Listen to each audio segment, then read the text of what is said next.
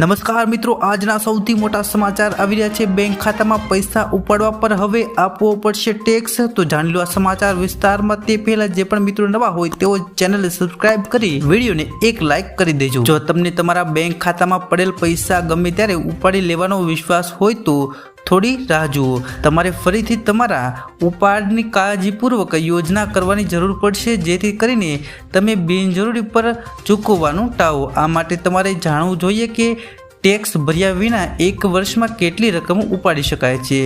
નિર્ધારિત મર્યાદા કરતાં વધુ ઉપાડવા માટે ફી ચૂકવવાનો નિયમ માત્ર એટીએમ વ્યવહારો પર જ નહીં, પરંતુ આ નિયમ બેંકમાંથી પૈસા ઉપાડવા પર લાગુ પડે છે।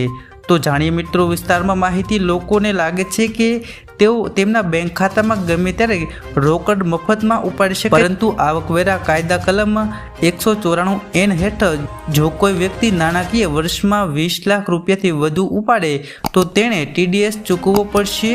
જો કે આ નિયમ ફક્ત ને ફક્ત એવા લોકો માટે છે જેમણે સતત 3 વર્ષથી આવકવેરા રિટર્ન ફાઇલ કર્યા નથી। આવા લોકોએ કોઈ પણ બેંક, સહકારી અથવા તો પોસ્ટ ઓફિસમાંથી 20 લાખ રૂપિયાથી વધુ ઉપાડવા પર TDS ચૂકવવો રહેશે। ત્યારબાદ મિત્રો આ નિયમ હેઠળ ITR ફાઇલ કરવાની વધુ રાહ મળે।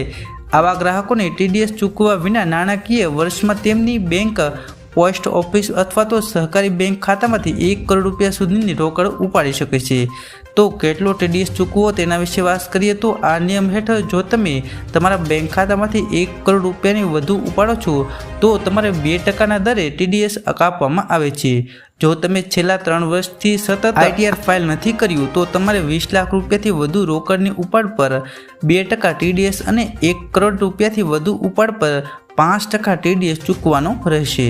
ત્યારબાદ મિત્રો એટીએમ ટ્રાન્ઝેક્શન પર પહેલેથી જ ચાર્જ વસૂલવામાં આવે છે। બેંકો એટીએમમાંથી નિર્ધારિત મર્યાદા કરતાં વધુ પૈસા ઉપાડવા પર ફી વસૂલે છે। RBI 1 જાન્યુઆરી 2022થી એટીએમમાંથી રોકડ ઉપાડવા પર સર્વિસ ચાર્જ વધાર્યો હતો।